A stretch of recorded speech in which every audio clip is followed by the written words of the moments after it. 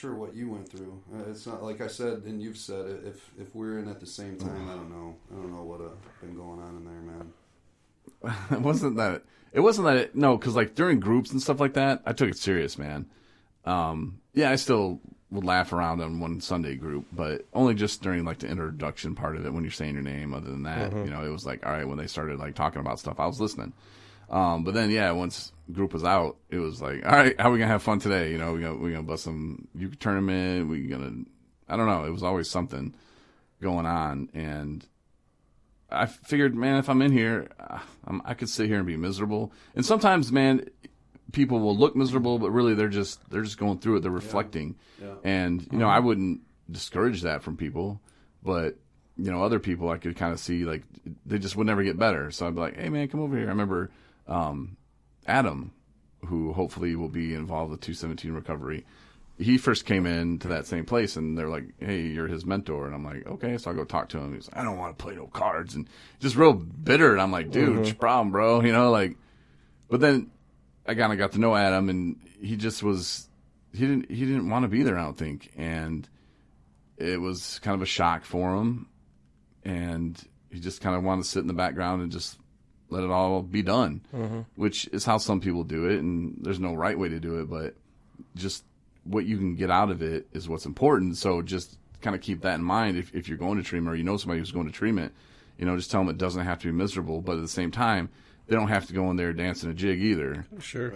Right. Did you ever go to treatment, Tony? You did, over by Detroit City. Yeah, downstate. Yeah, mine was interesting when I went because I went and I was court ordered to go from jail. Yeah. Gotta stay for those ones. Yeah, so got out of jail after 33 days and then went right to the facility.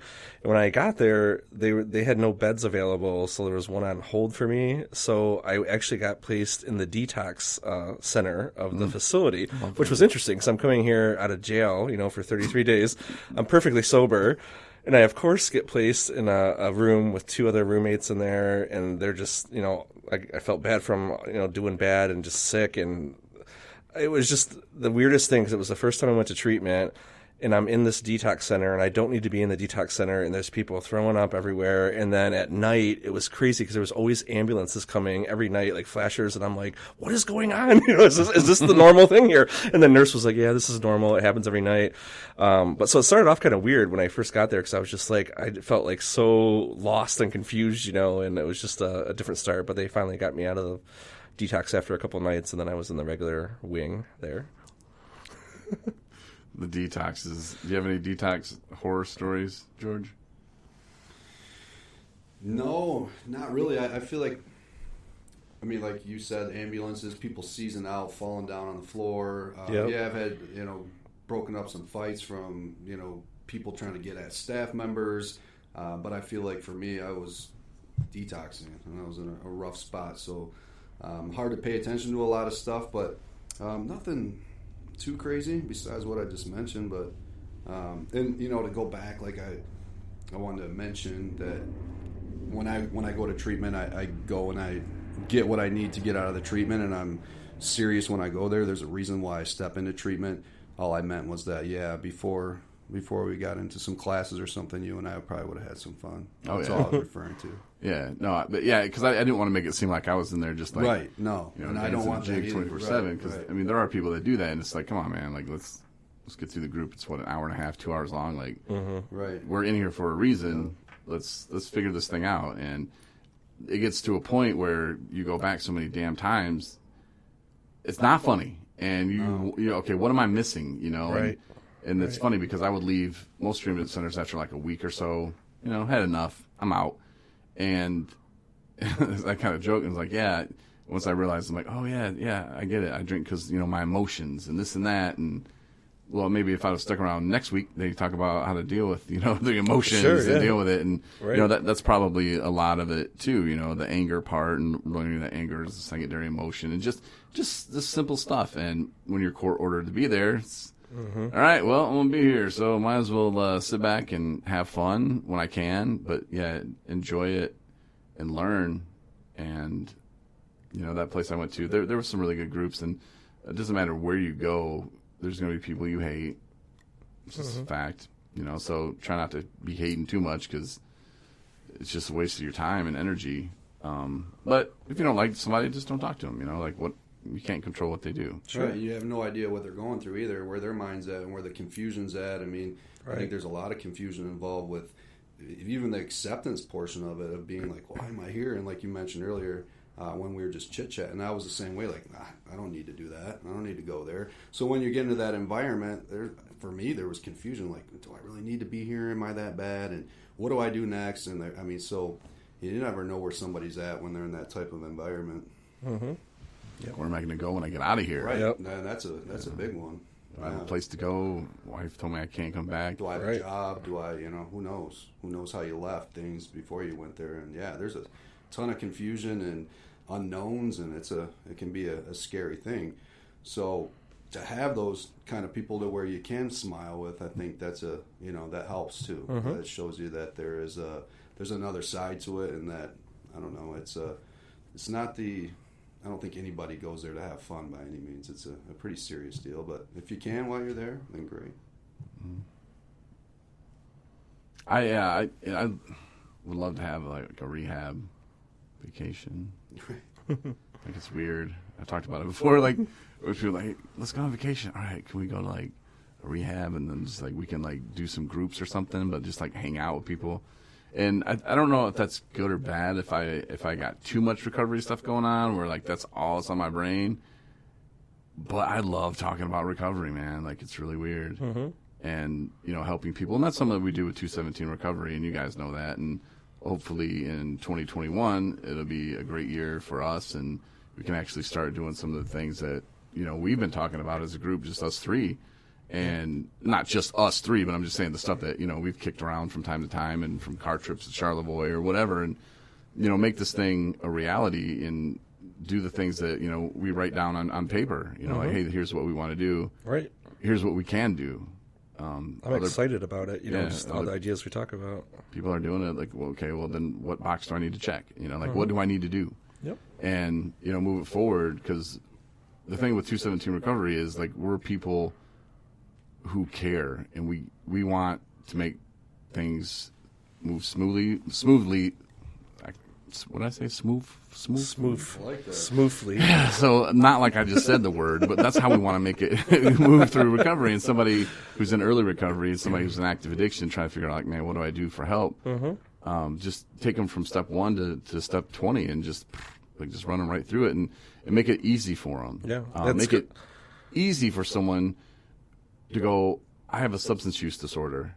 I need help. Uh-huh. And there's so much going on, and it's so confusing when you're going through that phase and trying to get into treatment, and then not knowing where to look or what resources are available. And I mean, there's so much going on, so it's good to have someone there to kind of help guide you or help you through that, transition. Let me throw out an analogy here. So, I just opened up a manufacturing plant. We're there. We make tampons. Okay. Of course. I have no interest in tampons. I don't even care about them. Don't even care. Marnie opens up a shop. She knows about tampons. Mm-hmm. A lot, probably. Mm-hmm. She cares about them. More than us. She custom fit, or I don't know how they do that, but I know there's like different sizes and stuff, pearl or diamonds or whatever you want to put in there. So who would you rather go to for your tampons, Tony? Marnie.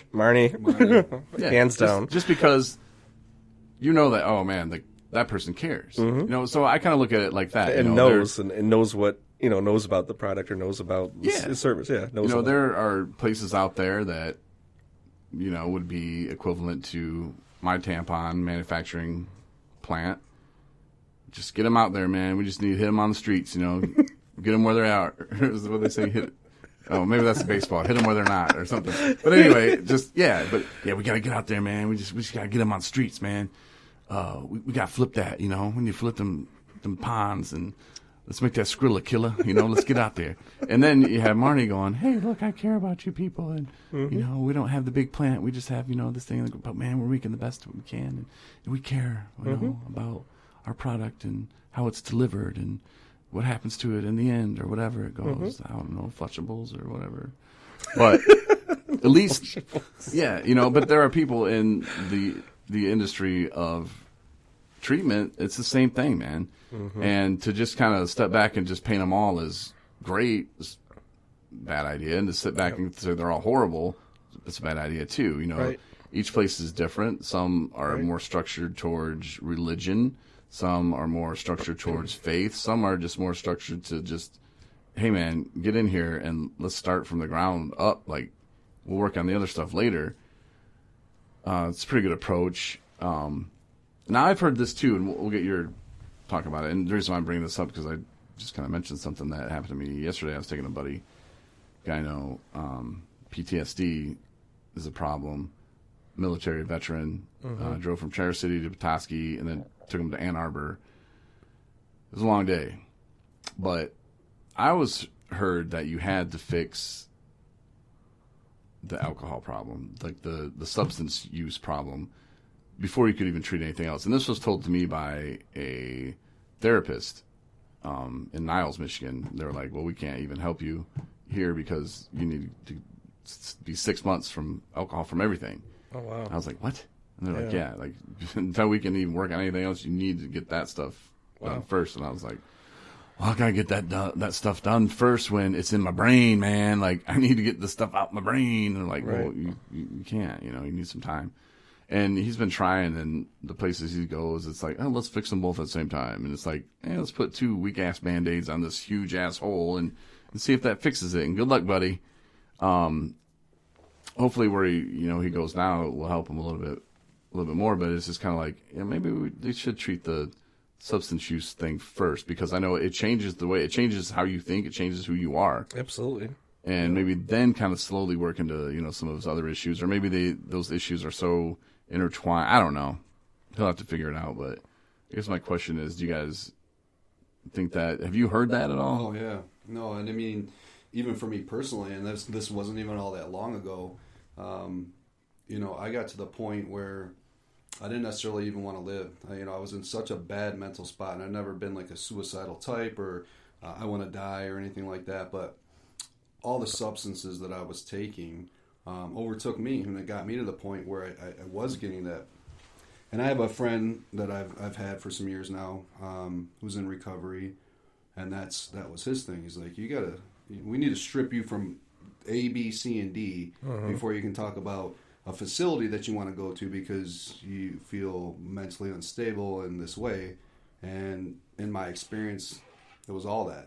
It was stripping me from all the substances that I was on, and those issues went away. And I didn't have to get extra help after the case. It really was all the substances, and they were adding up. And not to say that's for everybody. I don't know other people's psychological states, right. But for me, it was the substances, and I needed to get rid of those first. Mm-hmm.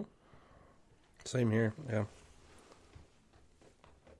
The one time I did go to a dual diagnosis, well, I went quite a few times, but the first time I went there, though, I found it easier to say, well, there's something wrong with my brain, and maybe I was fighting the stigma of being called or labeled an alcoholic.